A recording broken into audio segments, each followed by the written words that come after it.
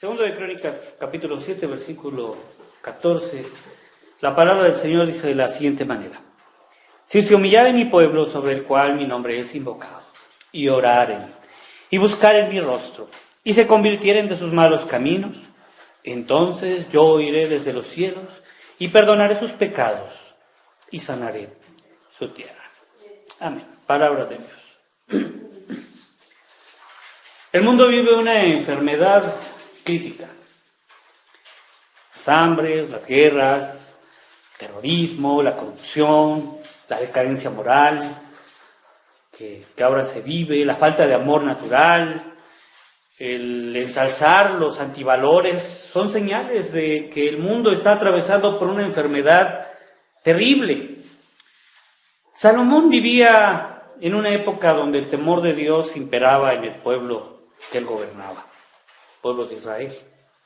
David, su padre, había dejado bien establecidas las bases de lo que eran los preceptos de Dios, y sobre esos preceptos se gobernaba en Israel. Y Salomón, hijo de David, heredó una nación que seguía los caminos rectos y justos que había aprendido de su padre.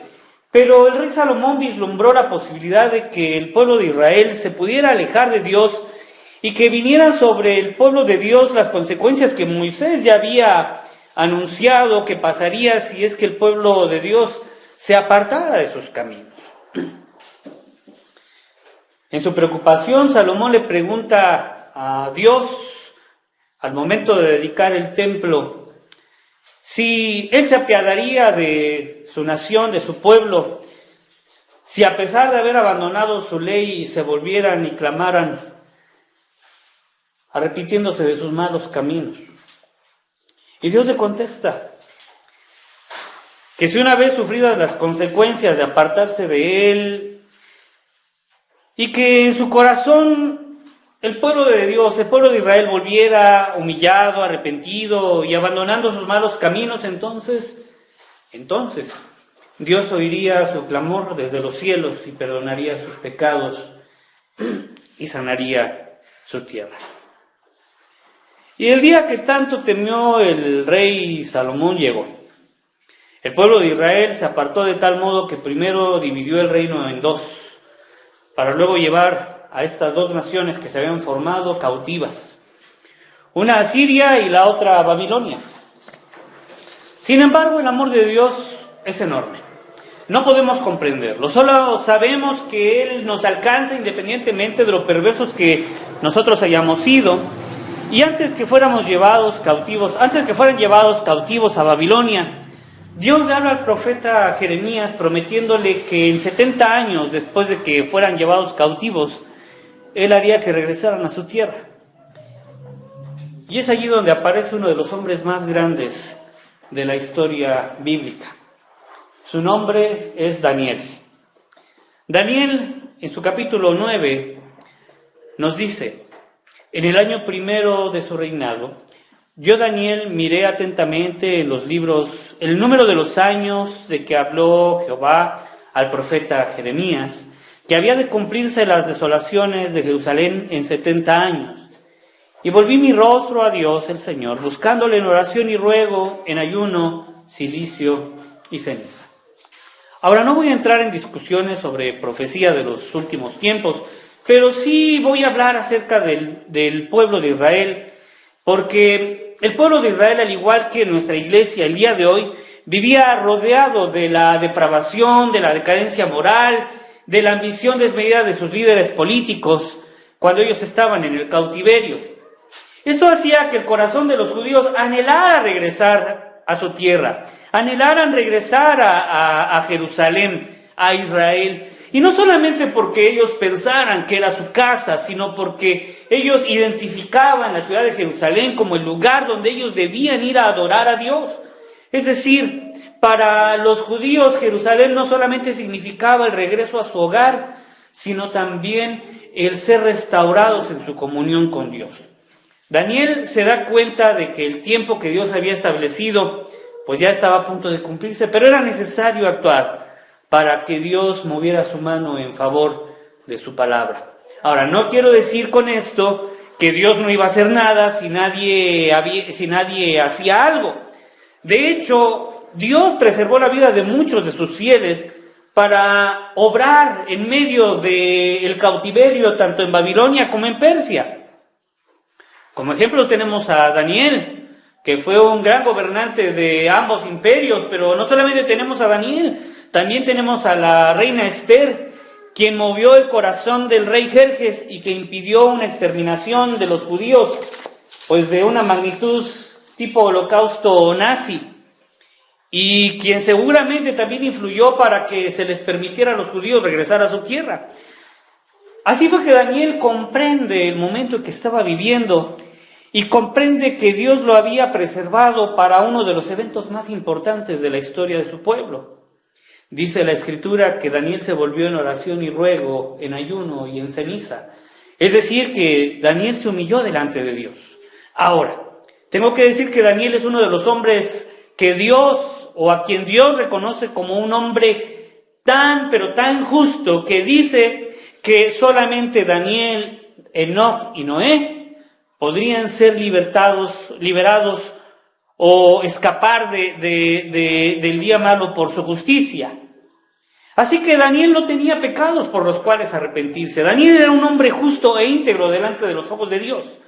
Él no había deshonrado a Dios, no había dejado sus caminos, no había seguido el mal ejemplo de sus antepasados. Pero dice en la Escritura, y nos cuenta Daniel, y oré a Jehová mi Dios e hice confesión. ¿Qué le confesó a Dios en su oración? Dice Daniel 9, versículos 4 al 6. Ahora, Señor Dios grande, digno de ser temido, que guardas el pacto y la misericordia con los que te aman y guardan tus mandamientos. Hemos pecado, hemos cometido iniquidad, hemos hecho impiamente y hemos sido rebeldes y nos hemos apartado de tus mandamientos y de tus ordenanzas. No hemos obedecido a tus siervos los profetas que en tu nombre hablaron a nuestros reyes, a nuestros príncipes, a nuestros padres y a todo el pueblo de la tierra. Daniel pidió perdón no por sus pecados, sino por los de todo su pueblo. Pero quiero preguntar, o me pregunto, ¿esto será válido? ¿Es una oración que Dios toma en cuenta el que nosotros pidamos perdón por los pecados que no hemos cometido? El libro del profeta Ezequiel en su capítulo 22 nos dice las condiciones que vivía el pueblo en aquel entonces. Hay conjuración de sus profetas en medio de ella, como león rugiente que arrebata presa.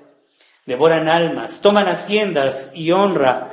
Multiplicaron sus viudas en medio de ella. Sus sacerdotes violaron mi ley y contaminaron mis santuarios. Entre lo santo y lo profano no hicieron diferencia, ni distinguieron entre inmundo y limpio, y de mis días de reposo apartaron sus ojos, y yo he sido profanado en medio de ellos. Sus príncipes en medio de ella son como lobos que arrebatan presa, derramando sangre para destruir las almas, para obtener ganancias injustas. Y sus profetas recubrían con lodo suelto, profetizándoles vanidad y adivinándoles mentira, diciendo: así ha dicho Jehová el Señor, y Jehová no había hablado. El pueblo de la tierra usaba de opresión y cometía robo al afligido, y al menesteroso hacían violencia, y al extranjero oprimían sin derecho. ¿Les parecen familiares las cosas que describe el profeta en este pasaje? Pastores que van por ganancias económicas y no por un interés de las almas. El crimen organizado que se pelea territorios dejando rastros de muerte a su paso.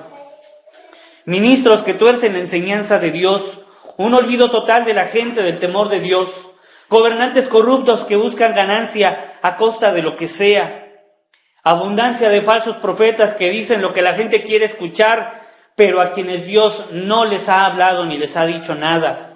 Injusticia, robo, despojo al necesitado, acoso al extranjero, ¿no son cosas habituales en nuestros días? Dice el Señor en el versículo 30 de este mismo pasaje: y busqué entre ellos hombre que hiciese vallado y que se pusiese en la brecha delante de mí a favor de la tierra, para que yo no la destruyese. y no lo hallé. El ejemplo que nos da Daniel es precisamente el ejemplo de lo que Dios quiere en nuestros días. Usted y yo vivimos en esta época porque Dios consideró que era el momento adecuado para que estuviésemos aquí, para actuar, para interceder. Al igual que en aquellos días, Dios quiere que tú y yo hagamos vallado y que nos coloquemos en la brecha, es decir, entre Dios y los pecadores, entre Dios y este mundo enfermo, para clamar por la misericordia, para que este mundo no sea destruido, para que esta generación no sea destruida. Sin embargo, muchas veces vivimos en nuestra propia realidad, por ahí dicen, y está de moda la realidad alterna, pensando que si bien la situación no es mala para nosotros, no nos importa entonces lo que a los demás les pase. Muchos cierran los ojos pretendiendo ignorar lo que se está viviendo alrededor. Pero eso no es lo que Dios quiere de nosotros, de sus hijos. Dios quiere que nos pongamos en la brecha, que intercedamos por este mundo, que clamemos por los pecados que se cometen a nuestro derredor. Porque así como Daniel miró los tiempos para que se cumpliese la promesa del retorno de Israel a su tierra, así también nosotros esperamos la promesa del retorno de nuestro Señor Jesucristo. Apocalipsis capítulo 22, versículo 20 dice: ciertamente vengo en breve. Amén, sí, ven, Señor Jesús. Al igual que Daniel, nosotros también estamos esperando una promesa. Y hoy podemos ver que esos tiempos están llegando. Y tenemos la palabra del Señor que dice: ciertamente vengo en breve. Las cosas que vemos, hermanos, nos deben de hacer pensar que, al igual que en el tiempo de Daniel, la promesa de Dios está cada vez más cerca de ser cumplida. Por ese motivo les invito a que tomemos nuestro lugar en esta historia, en la historia de este planeta, y que intercedamos para que Dios no destruya esta generación, sino para que tenga misericordia de ella. Interceda por su familia. Pídale perdón a Dios por sus pecados. No solo los de usted, también por los de ella. Clame para que Dios sane su tierra. Oremos.